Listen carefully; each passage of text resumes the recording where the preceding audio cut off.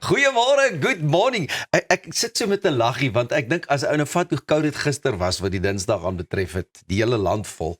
En vanmôre nie baie warmer nie, maar goeiemôre, good morning. Wel Pieter, dit lyk vir my jou hart en jou lag en alles daarmee saam is warm, soos daai Absolute warmte koffie in nog jou steeds, net koffiebeker. So van my kant af ook goeiemôre en hartlik welkom. Heerlik man, ons gaan baie lekker kuier. Ons kyk vandag na die aardtoestelsel en Cornelia van Niekerk van Fines for You gesels oor wat die nuwe uitbreiding vir motoriste beteken. Daarna gesels ons oor die Women Riders World Relay en die unieke gemeenskap van vroue motorfietsryers. Ons ontdek ook meer oor Kaapstad se eerste Marimba wêreldkampioenskap waar meer as 1000 spelers bymekaar gaan kom en verlede week het ek so 'n bietjie met Hannes Brummer gesels en hy is ook hier in die ateljee met daai geselsie. Nou ja toe, ons sien uit na daai geselsie. Baie, dit gaan baie lekker wees, maar die geselsie waarna ek altyd die meeste uitsien is wanneer jy afskop met 'n oggendpraatjie. Ek weet dit is jou absolute gunsteling Pieter. Ja. So kom ek vertel vir jou, Asseblief. skuif nader, Daar is hy, spits die ore. Suid-Afrika se jong ruimtekundiges sê die wêreld laat regop sit nadat Team ZA 'n sleutelrol in die wenspan van die internasionale ruimtekolonie ontwerpkompetisie gespeel het. Dis 'n mondvol, het jy Ja. gehoor? Ek is sommer uit asem. Hierdie gesogte geleentheid het by NASA se Kennedy Ruimtesentrum in Florida plaasgevind. Nou dit was Suid-Afrika se heel eerste deelname aan die kompetisie en Team ZA was boonop die enigste span van die Afrika vasteland. 7 leerlinge is by die nasionale finaal uit 109 deelnemers gekies om ons land op die wêreldverhoog te verteenwoordig. By die wêreldfinaal is die Suid-Afrikaanse leerlinge saam met leerlinge van onder meer Australië, Brasilië, China, die Verenigde Koninkryk en die VSA in 'n fiktiewe lugvaartmaatskappy ingedeel. Nou hulle moes net 48 of binne net 48 uur 'n volledige plan vir 'n toekomstige ruimtevaartuig ontwikkel. Die uitdaging was enorm. Die vaartuig moes 3000 mense en tonne vrag voortdurend tussen nedersettings in die sonnestelsel kon vervoer. Nou, die span se indrukwekkende ontwerp, genaamd Hermes, het onder meer 'n roterende struktuur gebruik om kunsmatige swaartekrag te skep. Hulle het ook kerntermiese en ioon-aandrywing ingesluit, as ook 'n magnetiese skild om die passasiers teen sonstraling te beskerm. Die maatskappy waarvoor die Suid-Afrikaanse leerlinge gewerk het, is uiteindelik as die algehele wenner aangewys. Nou tydens die strawwe beoordeling het die hele span die vrae met soveel selfvertroue beantwoord. Ek dink dit is nogal iets wat vir my uitstaan.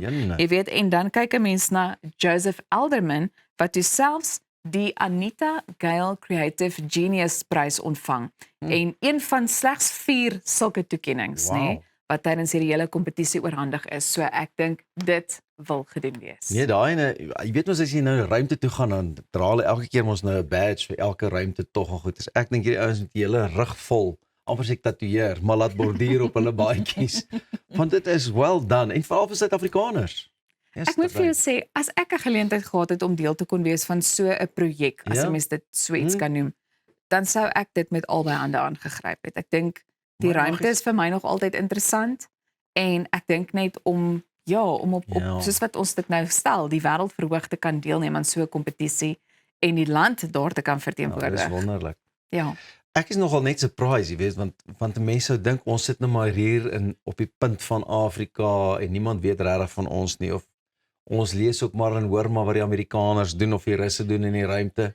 Maar kyk nou net hierso, toe ons die geleentheid kry, toe weet ons baie van die ruimte. Ja. En ons kan ons ding doen. Kyk, ek is seker van dit is so bietjie bo my vuurmaakplek ook, jy weet. Ja. So ek sê nou, ek sou deelneem daaraan. Ek wonder of ek sou kwalifiseer. Vir al daai manne so omdraai en hulle begin daai koi santan formules. Ek onthou so iets. Allerhande snaakse gribbelrige goedjies wat hulle wiskunde en so genoem het. Baie lekker storie. Was dit nie Newton se wet nie? Nou Elsa, Swaartekrag. Dit is baie vroeg so in die môre. Maar nou ja, vir al die jy hou mos ook van 'n lekker fliek as jy 'n tydjie kry. Ja, altyd. Ek moet ook sê, maar met groot flieks soos Spider-Man en die Odyssey wat deesdae ook mense weer 'n bietjie teruglok daar na die wonderlike teaterwêreld toe en bioskope, Wonder baie kykers natuurlik of IMAX kaartjies regtig daai ekstra geld die moeite werd is. Nou as jy nog nie by IMAX was nie, net gou-gou, hoor hier. 'n Gewone kaartjie kos jou so wat R100 tot R150, maar vir IMAX kan jy tot by die R220 vir 'n kaartjie opdok en dis nog voor die springmilies. So wat kry jy vir daardie ekstra geld? Eerstens, daar's die skerm. Waar 'n gewone skerm groot is IMAX se skerm massief. Dis nie net wyer nie, maar ook baie hoër. Dit voel na bewering jou hele gesigsveld, wat beteken dat dit voel asof jy binne in die fliek is. Dan is daar die beeld en die klank. IMAX gebruik blykbaar spesiale projektors wat die prentjies skerper en helderder maak. In sommige tonele sien jy na bewering selfs tot 26% meer van die beeld wat jy in 'n gewone teater nie sal sien nie, wat dan afgesny word. Die klank is baie anders, die bas is kragtiger en die dialoog is helderder, sonder dat dit jou ore seermaak. As jy 'n groot aksiefliek, 'n superheld prent of iets oor die ruimte kyk, is IMAX klaarblyklik beslis die moeite werd. Die visuele effekte kom glo ook beter tot hulle reg, maar as jy lus is vir 'n romantiese komedie of 'n drama waar mense net sit en gesels, gaan 'n gewone bioskoop jou presies dieselfde genot gee. Sal dalk dan eerder beter wees om daardie ekstra geld vir die groot slashpappie te spaar. Nou ja, ek bly sê klaarblyklik en net, want ek gooi 'n skimp daarvoor uit dat IMAX ons nooi vir 'n lekker fliek, dat ons self 'n rubriek oor die fliek se experience kan gaan skryf. Weet jy Pieter, ek moet vir jou sê, wanneer dit kom by IMAX is ek nogal baie spyt dat ek nie die Michael Jackson fliek in Op IMAX kon sien. Ja, Kan jy imagine? want iemand het vir my gesê dit is eintlik die ware ervaring wat 'n mens moet beleef. Maar dan moet ek ook vir jou sê iets wat ek nie geweet het nie. Iemand sê nou die dag vir my spesifiek met The Odyssey. Het hulle die fliek, hulle verfilm dit so Ja. spesifiek vir daai formaat, maar dit beteken dat hulle baie meer van die ek wil ook nou nie my naam met 'n plankie slaan nie, maar die spasie wat dit basies opneem. O ja. So hulle moet baie meer gereeld stop Dis tussendeur waar. Ja. om dan nou net miskien 'n nuwe kaart te hê Ja. om verder te kan aangaan met die vervulling daarvan as gevolg van die hoë gehalte. So dit is nogal regtig, ek dink die hele proses wat daarmee gepaard gaan, dit staan vir my nogal uit. So dan moet ek sê, as dit vir iets is soos 'n fliek soos Michael Jackson se, is Ek ek sal bereidwillig om my geldjie te Ek wil nou betaal. net sê, ek sal sonder die slashpappie of met 'n kleiner een gaan. Maar ek moet net sê, Maar nie vriende- sonder my springmilies en asters nee, daai springmilietjies is altyd deel van 'n. Ja. Jy kan nie 'n man in teen die tyd waar die rolprent se voorprent klaar is my springmilietjies ook halfpad, maar dit is vir my baie lekker. In elk geval wat ek wou sê is, net so vinnig, vriende van my die Odyssey gaan kyk. Toe sê ek vir hom, "En hoe is die fliek?" Toe sê hy, "Pira, ek het nie 'n saak met wat in die fliek aangaan nie, maar ek het net gekyk. Ek het so alles is net so mooi, dis beautiful, dis fantasties en 3 ure later toe stap hulle daar uit." Maar nou ja, so wink wink, die span hier van IMAX in Pretoria, ons het ons by The Grove het ons 'n IMAX. Inderdaad so. Nooi ons, kyk hierso, ons het nie square eyes nie, ons wil fliek kyk, ons wil meer fliek kyk. Opwindende lekker program, so tussen deur die koues en die dinge deur, ons is op die klein Saterdag, dis Woensdagoggend en ons sê vir jou hartlike goeiemôre as jy nou eens by ons aangesluit het, bly ook net waar jy is, ons is net hierna terug met nuus oor 'n Maramba wêreldkampioenskap, het jy dit al beleef? Marimba, ja. En natuurlik baie lekker sport. En dan gaan Johannes ook met ons gesels. Sien uit daarna. Vir nou gaan ek eers my marimba skoene aankry om net bietjie warmer te word. Goeiemôre.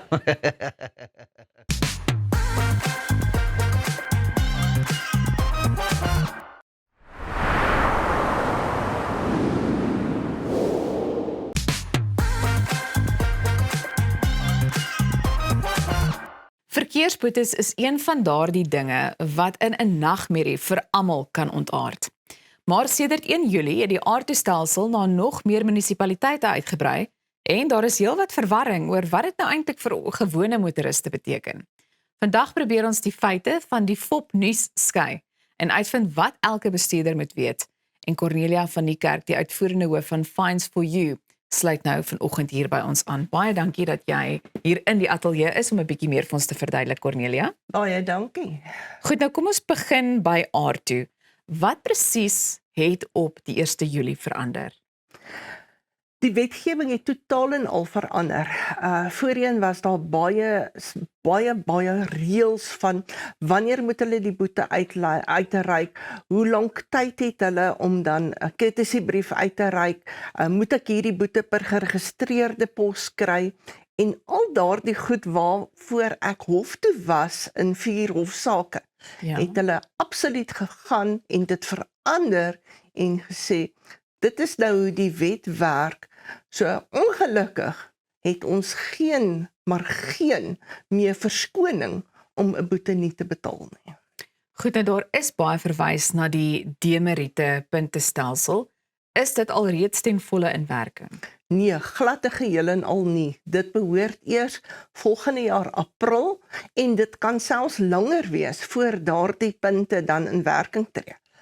Maar dit gee ons 'n geleentheid om dan veral vir maatskappye en individue reg te kry en voor te berei van wanneer dit dan inskop, is daar baie goed wat mense nie weet van hoe gaan dit werk nie. Soos byvoorbeeld 'n maatskappy kan nie nou meer net 'n boete gaan betaal vir die werkers, want hulle gaan nie strafpunte ontvang en daardie boete gaan 3 keer die bedrag word as 'n maatskappy hom net betaal. Hy moet oorgeplaas word op die bestuurder se naam. Ons as ma en pa en familielede het baie keer mense wat karre koop, maar op ons naam. En dan betaal 'n kind sy boek, hy kry 'n boete en hy betaal hom net. Dit kan nie meer gebeur nie. Jy as ma of pa moet daardie boete oorplaas na die kind se naam toe. Anders te gaan ek as ouer daai punte verloor. Familielede, maar veral besighede. Jy weet, ons kry net 15 punte en jy moet daai 15 punte baie mooi oppas of jy kan opwerk tot 15 punte. As jy byvoorbeeld ry en jy ry meer as 30 km oor die spoed in 'n 60 sone, verloor jy 6 punte met 1 boete. En ons rybewys gaan vir ons soos ons ID wees, want as jy nie 'n wettige rybewys het nie, kan jy nêrens meer iets doen nie. So Cornelia, dit klink vir my die oplossing is maar om te pendel. Baie beslis. Ons moet maar by ons reëls hou. Weet jy, kennis is mag. Jy moet weet waarvoor kan hulle jou 'n boete gee. Die kaset is oral beskikbaar. Gaan lees 'n bietjie daardeur, gaan kyk wat se boetes kan hulle uitreik en wat is die bedrag. Want as jy voorgekeer word en hulle sê vir jou, ek gaan nou jou kar vat, dan kan jy sê nee, hierdie aardtoe wetgewing, jy moet my eintlik net 'n boete gee vir R1000. So dit is regtig, jy moet gaan lees waaroor dit alles gaan. Ek is bly verwys na, jy weet, kennis in die verband, want ek dink baie mense, of kom ons sê sommige mense, dink gewoonlik, ag, weet jy wat, ek sal daai boete later betaal. Maar wat kan gebeur wanneer 'n mens so kennisgewing ignoreer? Weet jy, omdat daar vir my was daar altyd 'n geleentheid dat indien hulle nie binne 32 dae vir my 'n boete stuur nie, kan ek aansoek doen dat daardie boete teruggetrek word. My tydlyn het nie verander nie. Hulle gaan binne 32 dae gaan hulle daai boete volprys maak. Na 64 dae word hy 'n courtesy-brief, so hy kry R100 by die bedrag en die bedrag is 'n volprys. En na 94 dae blok hulle jou. So jy kan glad nie op een nates enige transaksie doen nie. Nie jou bestuurlisensie hernie nie, nie jou karlisensie hernie nie. En dan sit jy, dan kan jy niks meer verder doen nie. En daar's nie meer dan daai grasie of daai ding wat, okay, kom na Fines for You toe en ons gaan kyk, het hulle die regte proses gevolg, ons kan dalk hierdie boete laat terugtrek nie. Want daar's nou baie boetes op die stelsel huidiglik, nog van aard toe wat uitstaande is. En ons sien nou baie mense hardloop nou om daai boetes te gaan betaal. Ja, dis reg, maar gaan kyk, het hulle ook hulle werk gedoen. Jy weet, ons by Fines for You is nie teen boetes nie, en ons is nie teen aard toe gewees nie. Ons was teen die verkeerde prosesse wat gebruik is. As daar reël is 'n reël nie net vir my as padgebruiker nie, maar ook vir die ou wat die reël geskryf het. Hy moet sy eie reëls nakom. En ongelukkig het hulle nou daai reëls gevat en dit vir hulle makliker gemaak en vir my 'n bietjie moeiliker. Maar ons moet gehoorsaam wees aan reëls. Dit is ongelukkig so. Dink jy ons wetstoepassers het die vermoë om hierdie stelsel suksesvol te bestuur? Hulle is regtig hard besig met opleiding oralste. Daar is nog baie mense wat sê, hoorie, ons ken nou nog nie die wet heeltemal nie. En dis wat ons as Fines for You vir maatskappye opleiding wil gee, maar ons is ook betrokke baie keer by die verkeersdepartemente. As 'n ou byvoorbeeld gestop word in 'n padblokkade en mense bel my, dan sal ek vir hierdie ou sê, luister, ek verwys jou gou na hierdie en hierdie wet. Dit wat jy doen is verkeerd. Gaan lees gou 'n bietjie op daaroor. En so help jy hulle reg. Hulle wil nie altyd luister nie, maar ons het gelukkig ons is 20 jaar in besigheid. So ons ken en ons leer ook maar self. Hierdie wetgewing wat uit is, hierdie kaset is 'n 500 bladsye. Ja. In Afrikaans en dan 500 bladsye in Engels. So jy moet maar deur om werk. En ek dink daar gaan groeipyne wees. Maar daar gaan nie meer wegkom kans wees nie. Ons moet weet, daar is nie omdraai kans nie. Ja, wees bewus. Hoe belangrik is dit om seker te maak dat jou persoonlike besonderhede, soos byvoorbeeld jou woonadres, gereeld bygewerk word en op datum is? Dit is regtig uiters belangrik want hulle stuur daardie boetes. Onthou, hulle mag dit nou vir jou na jou per pos stuur wanneer die poskantoor werk. Hulle mag dit vir jou na jou Facebook-rekening toe stuur. Hulle mag dit vir jou WhatsApp, hulle mag dit vir jou SMS. Maar daarbey lê ook 'n groot gevaar. Daar is tans baie mense wat fop boetes uitstuur. En die Arto website is 'n hoe kan ek sê, dis 'n nou weet ek nie die regte woord nie, maar dit is www.arto.gov. Dis 'n government website. So jy moet bewus wees van daai GOV. Daai GOV, want daar is 'n ander website wat co.za is. En dis totaal en al nie die Arto website nie. En dis regtig 'n probleem. Mense stuur vir jou 'n SMS en sê, jy moet vandag betaal. Indien jy nie vandag betaal nie, gaan ons jou môre arresteer. Daar bestaan nie so 'n ding nie. Hulle moet bewus wees daarvan. Dis regtig 'n baie groot probleem tans in ons land. Goed, ons het, ek dink, so 'n bietjie minder as 'n minuut oor, so ek wil vinnig by jou hoor. As iemand miskien nou ingeskakel is en hulle het 'n boete wat uitstaande is, waar begin hulle? Hulle kan gaan kyk op die regte website wat 'n boete is uitstaande. Natuurlik die maklikste is om ons te kontak, maar indien hulle dit nie wil doen nie, kan hulle daar gaan kyk. Besighede moet baie beslis weet wat is uitstaande op hulle BRN. Dit is hulle besigheidsidentifikasienommer. Wat is daar uitstaande? Wat is op hulle praksiese ID uitstaande? En begin werk met daai uitstaande boetes, want dit gaan jou inhaal. Dit gaan jou blok om jou enige lisensie uit te neem. En ons is behulpsaam daarmee. Ons doen elektroniese nominasies van drywers. So daar is baie ander maatskappye ook beskikbaar. Ja. Kom net by iemand uit om jou te help. Maar Fines for You klink vir my maak dit maklik. Cornelia, baie dankie vir alles wat jy vanoggend hier met ons kom deel het. Nou ja, intussen kan jy ingeskakel bly, want ons is net hierna terug met sport. Jy is ingeskakel by Goeiemôre, Good Morning.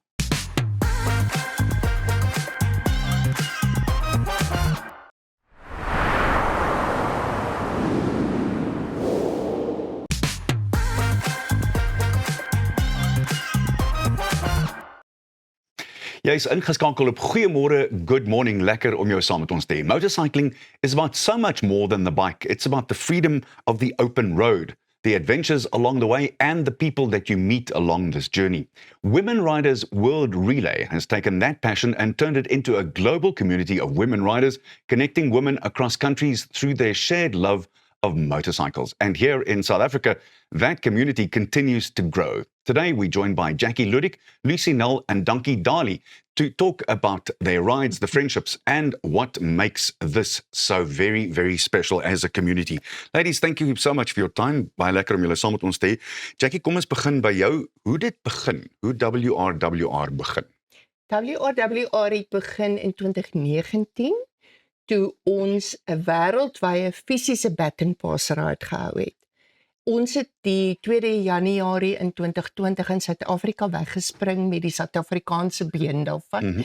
En ons het van dorp tot dorp gery, battens gepaas en dan het hulle elke dag iemand gekies om 'n fisiese batten te dra. En hulle het so deur Suid-Afrika getoer oor die grense op in Afrika en na hulle dit in Europa begin het. Nou dit het in Europa begin met Hailey Bell wat die konsep begin het. Ja. En toe het sy besluit hierdie jaar wil sy dit weer doen, maar op 'n ander manier want die ekonomie het verander, omstandighede het verander en dis meer en sy wil dit groter en beter maak. Toe ontwikkel hulle 'n selfoon-app waarop ons battens kan pas. Dis 'n ongelooflike ervaring want wat gebeur nou is ons bou vriendskappe. Ons ry nie meer net van dorpie na badkamer, petrol ingooi, eet en jaag na die volgende dorpie toe nie. Nou kom ons by mekaar met ons selfone en as jy my sien, hou ek my selfoon jy met 'n batten pas. Dis jou hallo daai. En dan gee ons drukkies en liefde. En die ongelooflike ding in Suid-Afrika is ons girls het so groot betrokke geraak, veral in Gauteng, Noordwes provinsie, dat ons na 2 maande heel bo in die wêreld lê uit 84 lande. Uitstekend. Lucy, dis baie spesiaal, maar wat is dit van 'n motorfiets wat jou aantrek? Weet jy, dit gee vir jou daai ruimte as jy op die motorfiets klim. Ek het eers op die ouderdom van 60 my lisensie gekry en begin fietsry. Kan jy glo? Maar as jy so op die pad ry en jy die wind waai deur jou helm en jy voel net so geweldige vryheid. Dit is vir my wonderlik van motorfietsry. You must be extremely proud, firstly being involved, but then secondly, South Africa leading ahead of 84 other countries. That's amazing. Yeah, very, very amazing. Extremely proud, especially because I'm on my 4th month riding. No way. 100%. Okay. How hard was it to learn to ride? It was Donnie? it was a big challenge for me, and I'm a person who's into motorsports. I drift, I do all of those things, but the bike really, really scared me. And when I came across WRWR on Facebook, and I attended the first event, which was the event that Jackie hosted in February of this year, and I drive a Quantum. So I used to drive my Quantum to all of these events, and I had, I wanted to, but I was so scared. But the encouragement that these ladies gave me, and I said, you know what? And I used to always say, they're so much older than me. Why are they able to do it? And I was like, no, girl, you can do it. And I'm here. And, being top 3 in South Africa out of all of these countries, I'm also like, even proud of myself. And so you should be. Yeah. Lucy, dit moet heel duidelik baie lekker wees om te hoor dat jy so iemand geïnspireer om te begin. Weet jy, dis wonderlik. En as ek vandag iets hier kan los, is dit om ander dames wat daai gedagte gehad het of wat kyk na motorfiets om vir hulle te sê, girls, go. Dit is absoluut wonderlik. Dis vir my die belangrikste ding wat ek kan bereik is om 'n ander dame te inspireer. Dis fantasties. Ek wil julle graag vra, Jackie, daar's iets spesiaal omtrent ons land en motorfietsry, want daar's net soveel meer oor die algemeen om te sien. Ek luister byvoorbeeld na iemand soos Dion Meyer wat al boeke geskryf het oor die motorfietsse en dis meer. Ons het 'n baie spesiale plek wat motorfietsse aanbetref as ons in 'n land waar ons so mooi, ons het wye landskappe. Dis pragtig. Weet jy, dit is 'n absolute voorreg om die pad te vat op jou motorfiets. Jy ervaar die lewe op 'n ander manier, jy sien die lewe deur 'n ander bril. Jy ry, jy ruik die heuning van die buie, jy ruik die hoenderplaas, maar jy sien dinge op 'n heeltemal 'n ander manier. There's no barriers. As jy in Harties tussen die berge ry, dan sien jy die berge. Jy het nie 'n vensterraam om jou nie. En daai vryheid, soos Lucy sê, daai vryheid van beweging, van I'm in control, en ek het vir jare as 'n pillion gery. Lucy het nooit daai ding gehad nie. Ek het self op 40 eers geleer ry. Ons ry groot motorfietsse.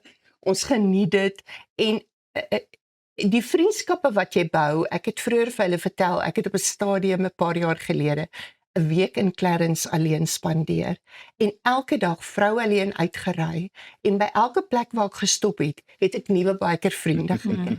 Dis tipies waar dit gaan. Lucy, wat se fiets ry jy?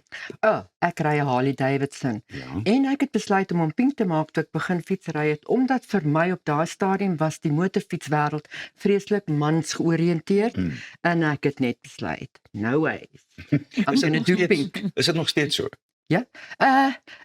Kyk, die een van die doelwitte van WRWR is om reeds bewustheid in die wêreld vir vroue fietsryers te bereik. So ek dink dit is nog baie mans, maar ons girls het groot Impact. gehad al. Oh, yeah.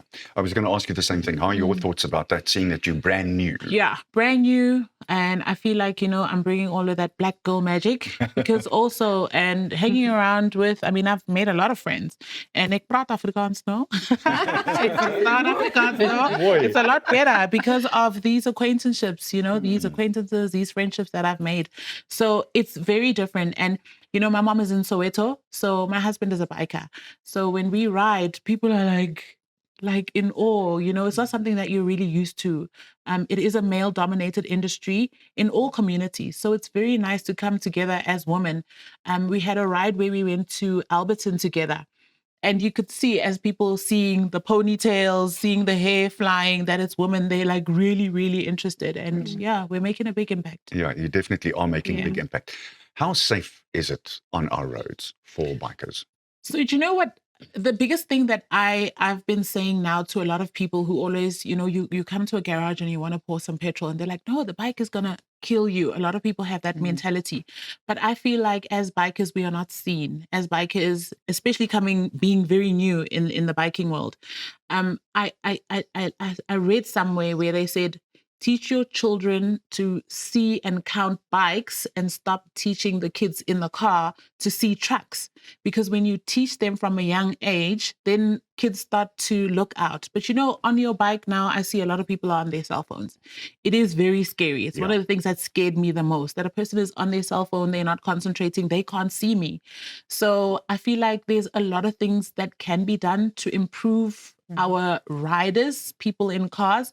And it's also made me a better driver. So with me, when I'm driving in the car and I'm not on my bike, the biggest thing that I'm looking out for is another biker. Terrific. Ladies, wonderful to have had you in the studio. Baie dankie. Sterkte. Ek hoop julle is geseënd en veilig op die motorfietsse. Baie dankie. Look it up. It's WRWR. It is something very special. And if you're a lady, this is one that you definitely don't want to miss out on. Bly ingeskakel. Ons is nou weer terug. Net hier op Goeiemôre. Good morning.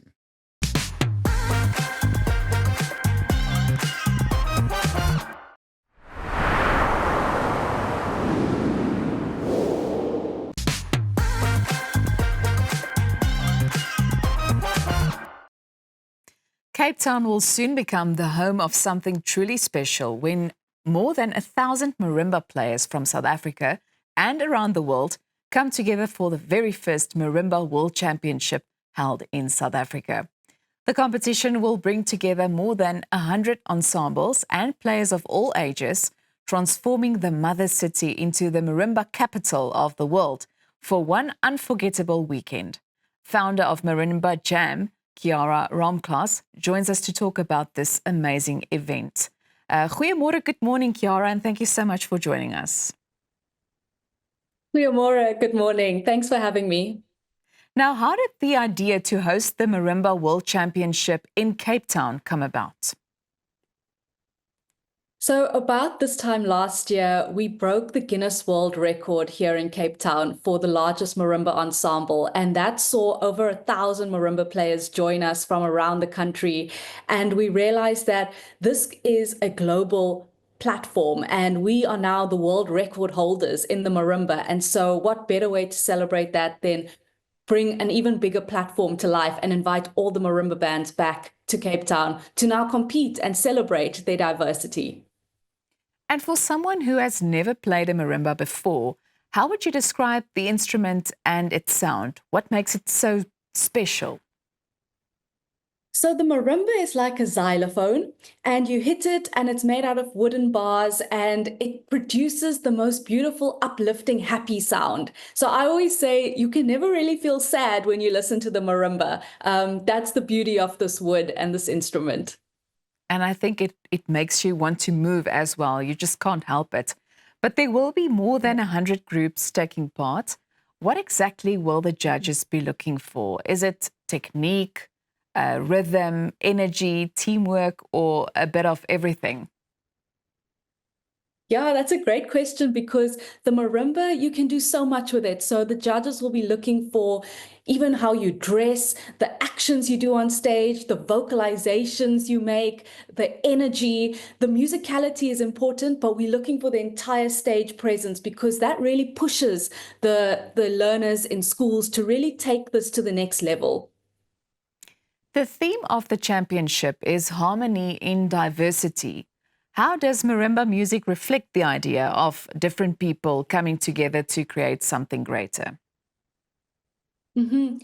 It's really great to celebrate all of our differences. So we have marimba bands coming from all of our neighboring countries as well, Botswana, Namibia, Eswatini, Zimbabwe. So it's a celebration of the different ways that we play this instrument. The categories are pop, classical, R&B, jazz. So even within that, there's diversity, and we can celebrate all of these different styles, all of these different groups, but connect through the singular love of the marimba. And I think that's really special and speaks to the theme harmony and diversity. Now, I think this next question is a bit of a difficult question, but I would like to know, who do you think will be the biggest contenders, and can we expect any surprises?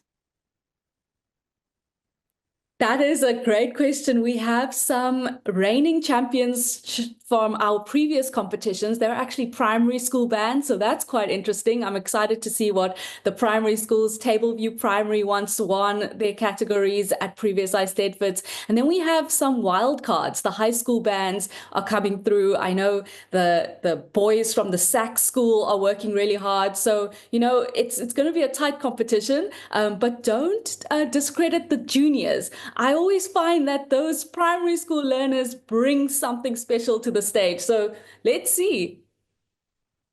There will also be a major finale showcase featuring Bikos Mana. What can people expect if they come along to watch that evening? So that evening will be the top 15 bands from throughout the competition selected, and they're going to be performing to a bigger panel of adjudicators, and opening that stage will be the finale headline act. So Bikos Mana is a sibling trio from Johannesburg. They went to America's Got Talent. We have a 13-year-old DJ Sophia. So it's really about putting these young headline acts on stage to also inspire the students and other children in the audience. There's going to be lots of trophies on stage. It's basically like the Olympics of the marimba with leaderboards and who's going to place first. So yeah, really, really exciting finale that's going to take place on the Sunday afternoon. It does sound exciting. Now, Kiara, if someone isn't a marimba player themselves, but simply wants to come and watch and experience the atmosphere, would you recommend it as a family-friendly event? Definitely. We are so inspired by people who just want to come and experience something different. So we're having djembe drumming workshops for the public, marimba workshops for the public. So you're not just coming to watch the show, you actually can come and play an instrument and feel part of the vibe. There'll be food trucks and chill zones. And we even have this really lovely exhibition with traditional ancient instruments. So it's some education, some workshops, and then, of course, performances. Definitely something for the whole family to enjoy. I would also like to ask you, what do you think this event would mean for South Africa in terms of culture? The marimba is a beautiful instrument because we see it in all communities, from the private schools to the township schools to the Waldorf schools. We see it in churches. It's an instrument that really connects us as a people. And I think that for us as a country to come together from all different parts, different communities, different backgrounds, but to be celebrated through the love of this one instrument, I think that that's a beautiful connector for our country, and it builds the sense of cohesion and community amongst an instrument, which in South Africa, I think finding more spaces like this is really important. Now, Kiara, I've referred to Marimba Jam a little bit earlier, but can you please just give us a bit more information or background and how that came about?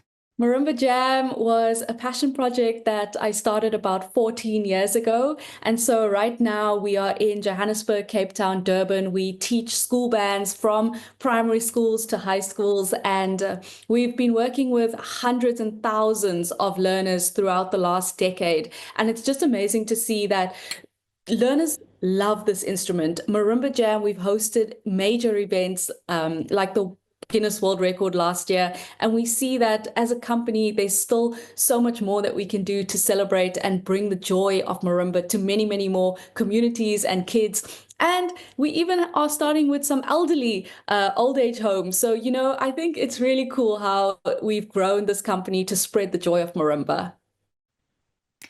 Where and when can people attend the Marimba World Championship, and how can they get tickets?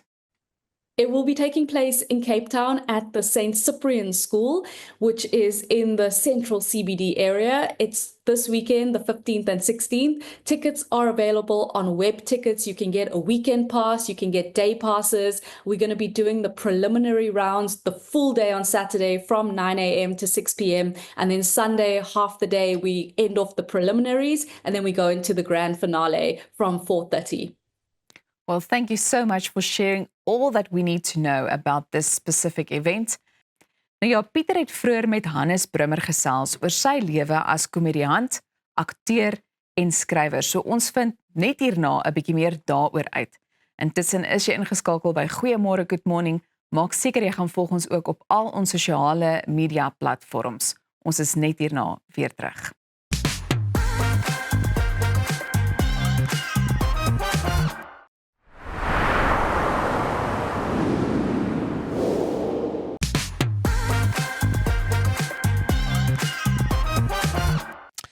Hannes Brummer is 'n vermaaklikheidspersoon, eintlik 'n legende. Hy's 'n skrywer, 'n regisseur, 'n akteur en 'n komediant met 'n SAFTA benoeming en toekenning vir beste akteur in 'n televisiekomedie vir sy rol in Elke Skewe Pot in 2019. Vele meer produksies op sy kerfstok en sy werk as mentor vir studente in die industrie inspireer hy vele en hy is vanmôre hier om saam met ons te gesels. Hannes, baie welkom. Baie dankie Piet. Ag, jy gaan my laat bloot.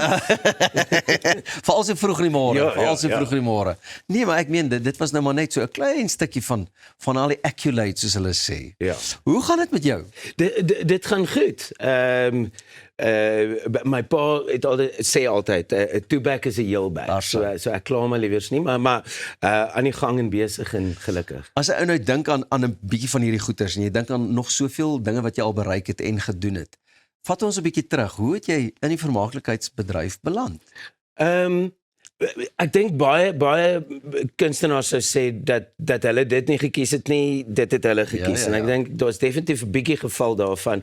Van my eerste verskyning as die boer in die plaas in Bambi Kleuterskool se opvoering.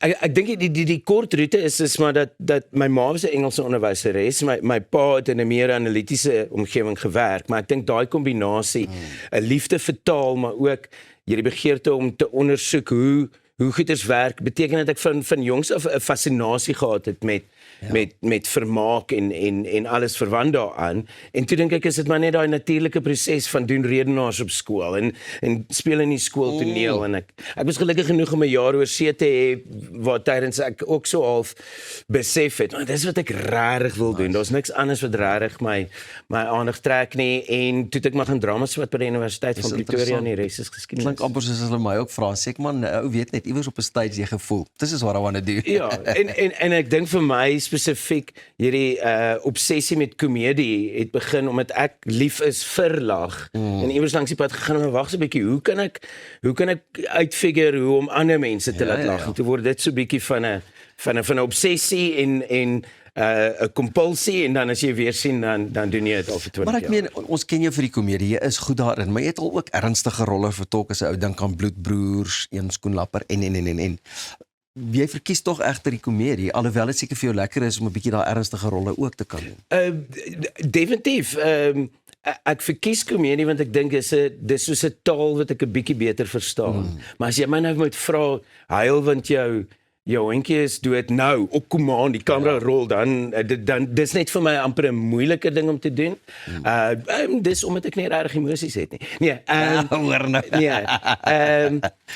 Ek geniet die komedie want ek hou van die feit dat dit beide so van jou vra om absoluut oor te gee en laf te wees, maar terselfdertyd is daar agter die skerms 'n tegniese aspek. So die kombinasie van daai hou ek van, maar die meer ernstige goeters, ek nou 'n lieflike toneelstuk wat ek ook by Aardklop hierdie jaar gaan doen, Dieretuin saam met Cas McFadden. En om te sien dat die meer dramatiese toets my vaardigheidsstel so 'n bietjie. Ek dink dit vat ou net bietjie uit die raamwerk wat jy so gewoond is. Jy kan dit toe doen, jy kan dit oop doen, jy kan enige tyd vir dag of nag doen. Ja. En ek dink ek maak dit maar op myself op van toepassing as ek 'n genre moet sing of opvoer wat ook heeltemal uit my normale veld. Dis maar nie te min. Ons gesels vandag oor jou. Vertel vir my 'n bietjie meer oor Tiger Quiz.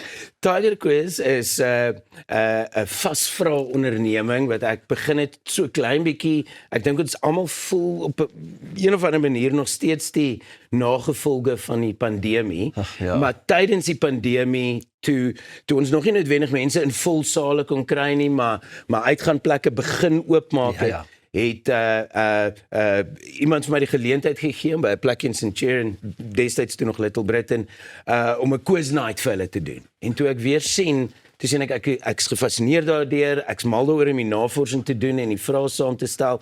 So nou doen ek quiz nights ook so tussendeur. Dis beautiful. En is lieflik want dit is iets wat mens na uitgaanplekke te kan vat, maar jy kan dit ook so of bemark vir spanboue en alles. En vir my is dit lekker. Ek hou daarvan om myself so of te verdiep in inligting soek. En so ek geniet dit. En ek dink die manier wat jy dit aanbied maak dit ook net soveel meer vermaaklik. Daar's so klein bietjie so ekstra voordeel wat ek het, dat ek darm al 20 plus jaar voor mense staan met 'n mikrofoon in my hand. So dit beteken ek kan dit ook so 'n bietjie meer vermaaklik maak en snaaks maak.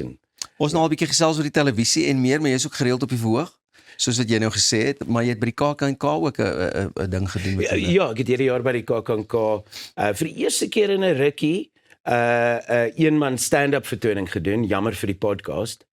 Ja, want dis mense wat vir jou 9 minuut lange voice notes los en dan aan die einde dink, ja, ek het nou jou tyd gemors, so ek gaan jou los met 'n grappie. Jammer vir die podcast.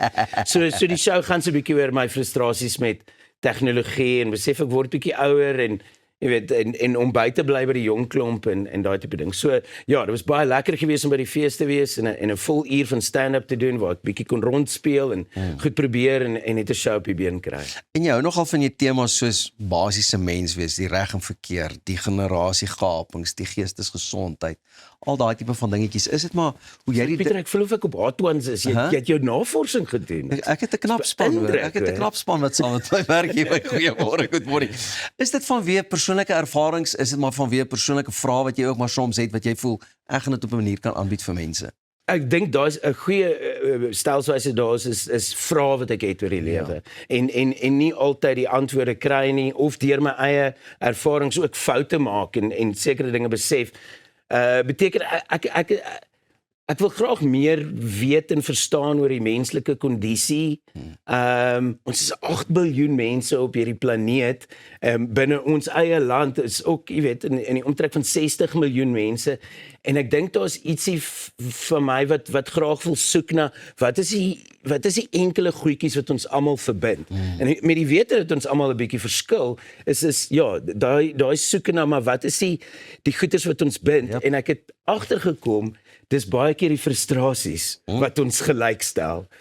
So en ek dink komedie byvoorbeeld is 'n wonderlike manier om daardie frustrasies skadeloos te maak. Die oomblik wat ons besef, wag, ons kan lag oor hierdie kwessie, dan is dit nie meer so bedreigend vir ons nie. En So ek dink daar is die kunste is veronderstel om 'n doel te verrig in ons samelewing en is vir my net wonderlik om te dink, maar ek het ook 'n klein deeltjie te speel om mense te laat nadink oor hulle lewens, na te dink oor die interaksie wat hulle vroeër vandag gehad het en hoekom dit hulle kwaad gemaak het en hoekom hulle nou daaroor kan lag. So ek hou daarvan om daai te ondersoek. En as jy nou self ook 'n bietjie wil ontspanne goeters, het jy dan 'n gunsteling komediant of so wat jy ook dalk sal volg op Sondag? Ja, dis 'n lang lys omdat dit vir my soos 'n studieveld geword het. Ja. So daar's 'n klomp mense. Ek begin al hoe meer en meer sien hoe baie respek ek het vir die ouer hande, Ja. die ouens wat voor my gekom het en gegaan het. Oh wow, maar Charlie Chaplin of Buster Keaton wat fisieke komedie in die 1930s gedoen het, al die pad deur na stand-up komediante soos Richard Pryor en Bill Hicks en selfs dan ook die moderne ouens. Ja, so ek kyk baie komedie, maar om bietjie afstand daarvan te kry, sal jy my as iets sê Star Wars dan Dan is jy daar, dan is jy ook rustig. Ja. Anders is nog so baie om oor te gesels. Jy moet definitief weer inkom. Ek sal seker maak dat ek in die span weer genoeg navorsing doen om jou lekker besig te hou. Maar baie dankie vir die kuier en ons sien uit, ons hou vir jou dop. Ek dink jy moet vir ons 'n Tiger Quiz kom aanbied. Yes, enige tyd. Ja, ek los my details daarvoor. Dis hy. Nou ja, dis al van ons kant af. Ons sien julle natuurlik klokslag weer môreoggend van my en die res van die span. 'n Lekker dag en ons sien jou môre. Goed gaan.